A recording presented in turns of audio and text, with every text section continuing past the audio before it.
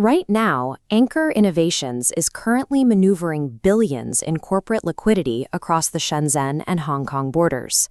The company is executing a dual listing strategy, offering 8 shares on the Hong Kong Stock Exchange under the ticker 00668 to raise approximately 4.5 billion Hong Kong dollars.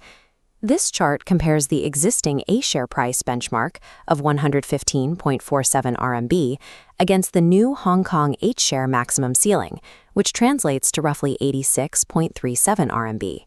The gap between these two exchanges represents a 25.2% discount, a pricing mechanism designed to attract international capital. Even with that discount, the offering is capped at an implied multiple of 20.58 times earnings. For global investors, the question is whether a 25% discount represents a lucrative entry point for a tech leader or a necessary risk premium for a company with structural damage.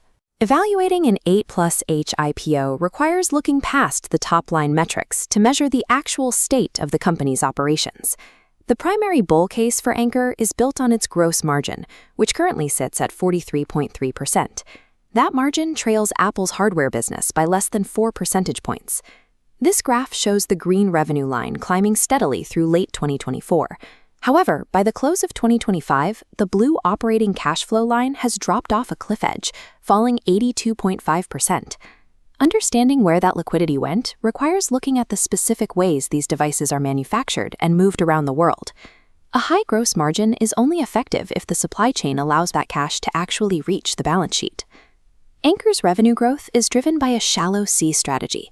The company expands beyond portable chargers into adjacent fragmentics, using brands like Eufy for smart home security and Soundcore for audio. By securing leading positions across dozens of these niche categories, revenue streams slide together to form a massive, dominant block of market share. This strategy generated a 31.7% compound annual growth rate in consolidated revenue from 2022 through 2024. However, North America still accounts for roughly half of that total revenue. Furthermore, over 50% of all global sales run through a single platform, Amazon. Operating as an Amazon native brand allowed Anker to scale internationally with very little physical infrastructure. The shallow C strategy built global scale, but it also created a reliance on a single point of failure in their distribution network. Anker uses a fabless manufacturing model, where they design the hardware but outsource the physical production to third-party factories.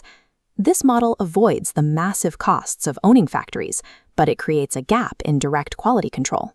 That gap became apparent in mid-2025, when Anker was forced to recall 2.35 million power banks due to fire hazards. A third-party supplier had altered the core materials of the battery cells without Anker's oversight or approval. The direct financial impact was 392 million RMB in logistics and consumer refunds. The fallout also required 104 million RMB in warranty provisions and 365 million RMB in asset impairments to account for defective inventory. Fabless manufacturing reduces overhead, but it leaves the company vulnerable to catastrophic operational failures from its partners. The recall connects directly to the 82.5% collapse in operating cash flow.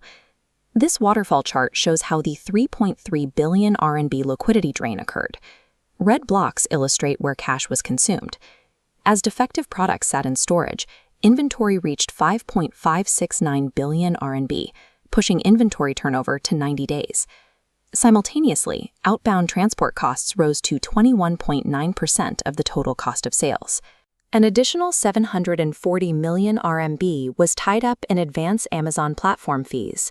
These logistics expenses and platform fees act as a heavy tax on the company's 43.3% gross margin.